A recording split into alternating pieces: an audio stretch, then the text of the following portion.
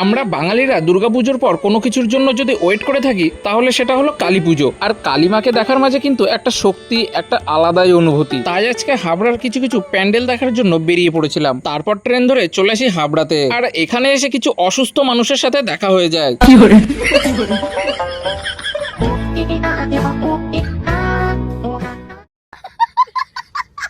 দেন ফার্স্টেই চলে আসি শ্রীপুর ফ্রেন্ড অ্যাসোসিয়েশনের এই প্যান্ডেলে। তারপর এটা বাইরে থেকে দেখা হয়ে গেলে এইরকম ঝিকিমিকি লাইট দেখতে দেখতে চলে আসি এই প্যান্ডেলটাতে।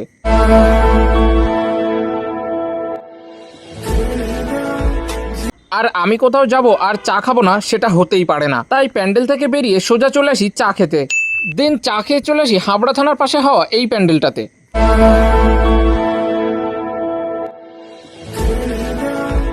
তারপর প্রচুর লাইন ঠেলার পর অবশেষে দেশবন্ধু পার্কে এন্ট্রি করে ফেলি। আর মাকে দেখার পর সমস্ত কষ্টগুলো মনে হলো শেষ হয়ে গেছে। আর এবছর তোমরা কোথায় কোথায় কালী পুজো দেখতে গিয়েছো সেটা অবশ্যই আমাকে কমেন্ট করে জানাও। বাকি আজকের ভ্লগ এতটুকুই।